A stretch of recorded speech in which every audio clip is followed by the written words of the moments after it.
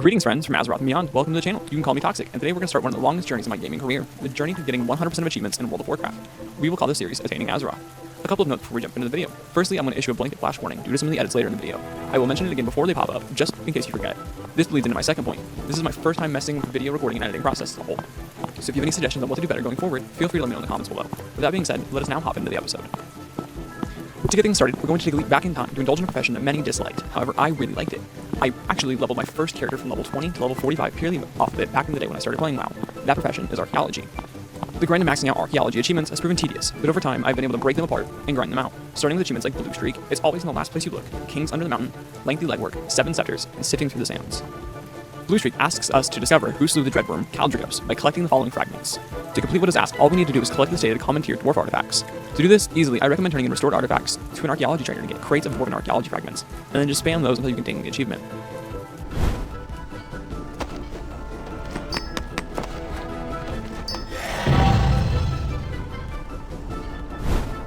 It's always in the last place you look as a straightforward achievement, asking us to recover archaeology fragments from each of the following races, which is as easy as it sounds. In the clip of me getting this achievement, as you'll see, my character model kind of bugs out in a funny way while doing the dig site in Dragonmaw Fortress.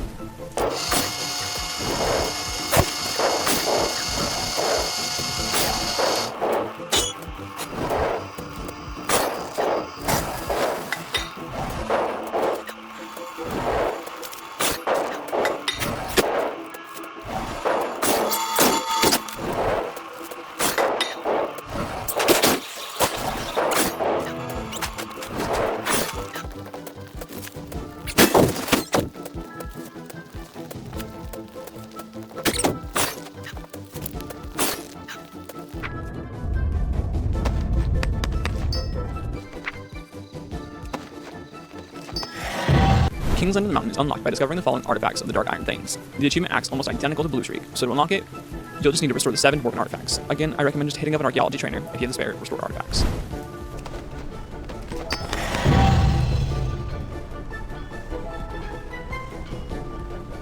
Though I gave an initial heads up in our introduction, here's one of the achievements that I think may need a flash movement warning, Lengthy Legwork, which asks us to complete 100 dig sites across Kultiris and Zandalar, which is super straightforward.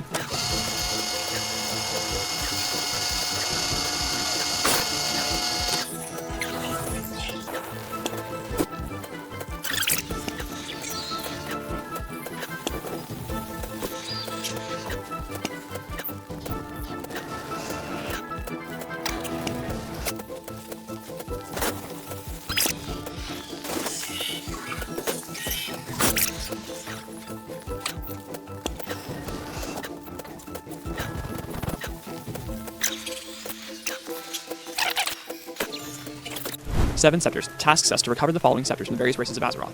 To do that, all you need to do is create the listed scepters, each belonging to a different race: Trolls, Dwarves, Draenei, Orcs, Nerubians, and Night Elves. If possible, to save time, just run to an archaeology trainer and buy some of the fragments for whatever race you need.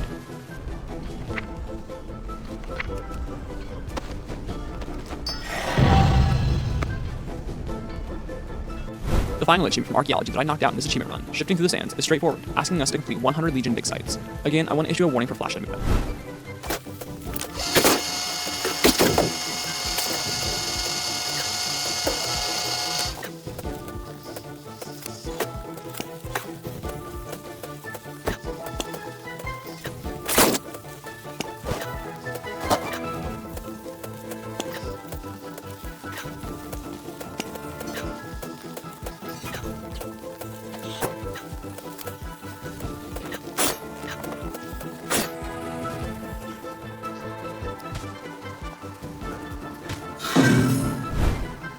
Continuing the trend of grinding achievements from places that were poorly received, I decided to jump back into the place where I got my start, the Shadowlands. More specifically the raids, Castle Nathria, the Sanctum of Domination, and the Sepulchre of the First Ones, which was my first AOTC. Moving with the tiers, we'll start our journey in Revendreth with the Castle Nathria raid. Blind as a Bat is first, up asking us to defeat Shriekwing, after she kills 6 sneaky servitors in Castle Nathria. To do that, you just need to kite Shriekwing around her encounter arena and stand on the rock mounds until she casts either Ear-Splitting Shriek or Echolocation. I personally would wait until you see the corpse of the sneaky servitors, and after you do all 6, you can burst down Shriekwing. Also, if you track the achievement during the encounter when the achievement turns from red to white, you'll know that you've completed the requirements.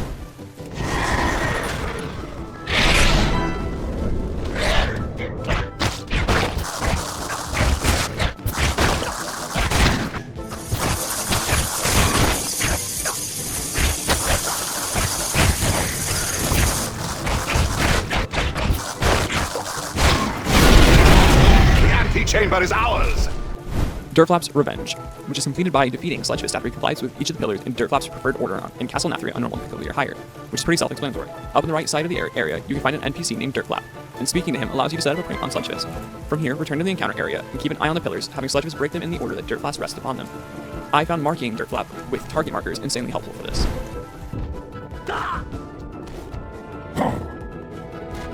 Stand still!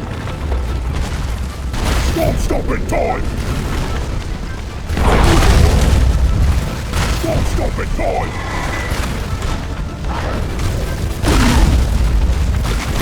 Stop in time!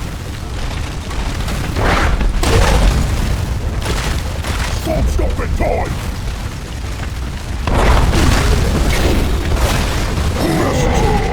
Gonna be mad! Feed the Beast is up next, and unlocked by defeating the Hungry Destroyer after draining all of the large ammo canisters with volatile ejection, which is pretty easy to do solo. Just make sure to track the achievement since it'll change from red to white once you've done what is needed before killing the boss. There are 6 canisters around the room, you just need to stand in front of them while the boss hits you with volatile ejection. Be careful with your angles though, or you may end up needing to hit the same canisters multiple times.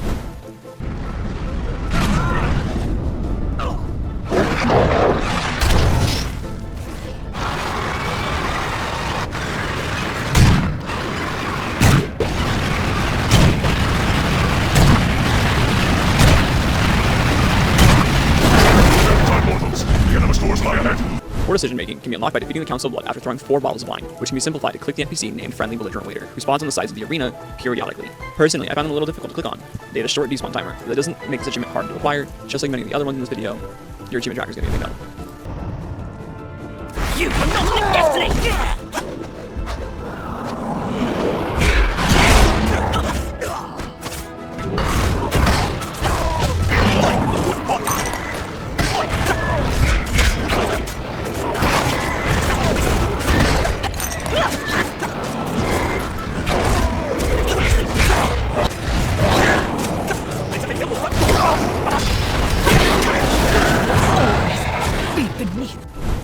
Taking care of business is an easy yet tedious achievement to complete, especially as we head further and further away from the Shadowlands being current. To complete it, all you need to do is to defeat the Huntsman after walking each of his beasts around the corners of the tunnels. Track the achievement and kite the boss and his dogs around the room until the text turns from red to white. While walking the hounds around the room, I recommend keeping an eye on the chat box as it whispers to you to let you know that you are heading in the right direction text prompts, such as, your targeted hound sniffs around, and a message prompt saying, your targeted hound did their business in the corner like a good boy, appearing to let you know that you've done the achievement correctly. The hunt begins! Nothing escapes my sight! Muggle, make them bleed. This boat has a measure. Yes, we'll I will help those. Nothing escapes my sight. Has a measure.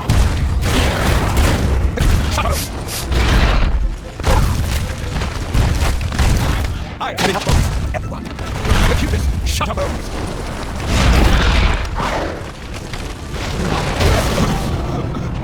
On to the next raid, Sanctum of Domination, with the only achievement in this batch being Tormentor's Tango, which asks us to defeat the Soul Render after taunting Garrosh Hellscream before combat begins, and avoiding all torment impacts.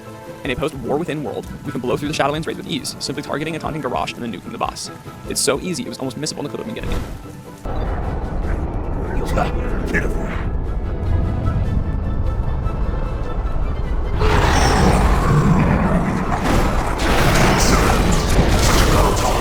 Quickly moving on, we make our way to the Sepulchre of the first ones. The first achievement on the hit list is Where the Wild Corgis Are, which tasks players to defeat the prototype Pantheon after each player has petted 5 Corgis during the Wild Stampede. To do this, just click the rune on the edge of the arena and get the boss down to phase 3. Once phase 3 begins, make sure to pet the Corgis as they run across the screen during the cast of Wild Stampede. Keep in mind, they move very fast, so be diligent. They can and will run from you as seen in the clip provided.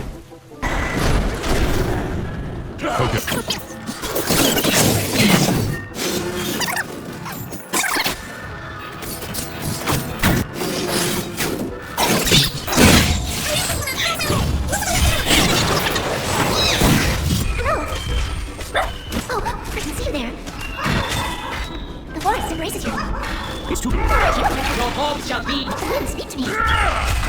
The forest embraces you.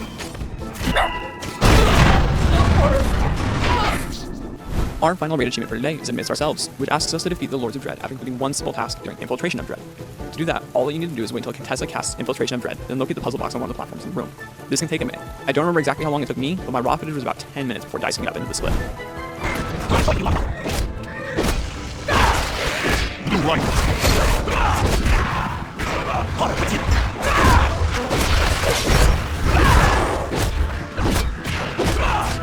Fall to darkness.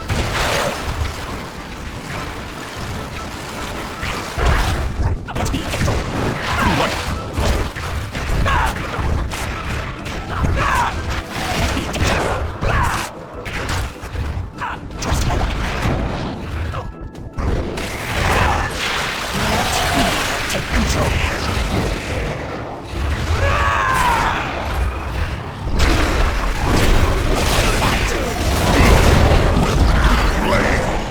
Wanting to break away from the realms of death and making my way back to Azeroth, we get to target achievements more organizedly, with Midnight Glyph Hunter, Fishing at Midnight, Kitchen Nightmare, and Less is More.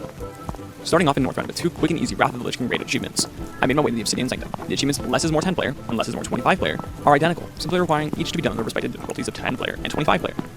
To earn the achievement, we are simply asked to defeat all of the bosses in the instance, which is as simple as stated. Just run in, clear all the bosses, clear all the trash, kill the dude in the middle. It's super easy to do on any level character.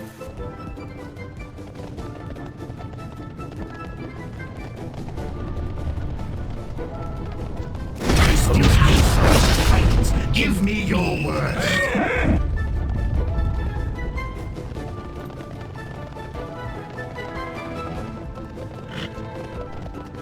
You have no place here. Your place is among the departed.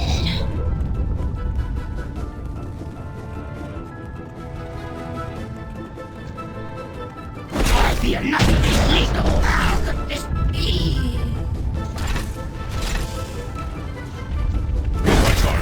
Please, I want to see you burn before any harm.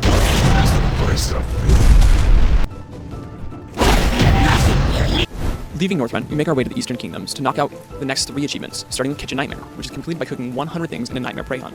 Personally, I chose to do Buzzard Bites from the Burning Crusade, as the resource cost only costed about 10 gold in the auction house.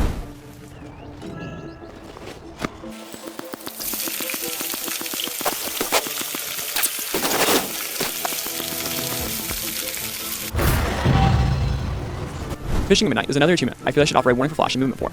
To complete this achievement, players simply must reach maximum midnight fishing skill. Due to my amateur editing skills, it may not be noticeable, but I managed to fish up the nether warped egg in Zulaman while leveling my fishing skills.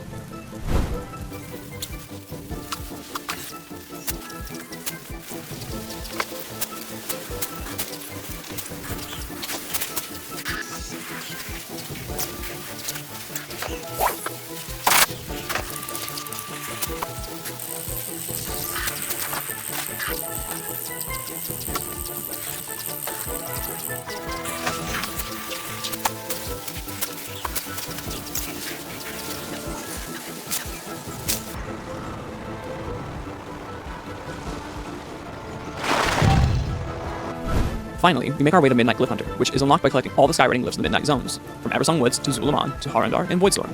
Since I did not do a great job of showing the locations of the glyphs, I will leave a link below which has a photo with all the glyphs marked on it for you.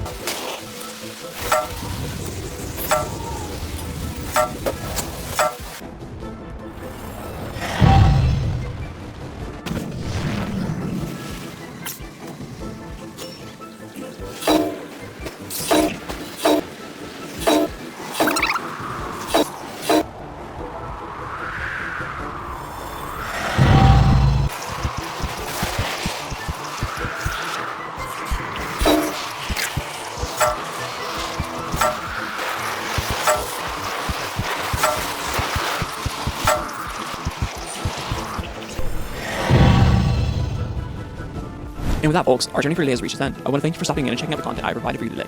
I have been your narrator, Lore Master Toxic, and until the next one, take it easy, friends.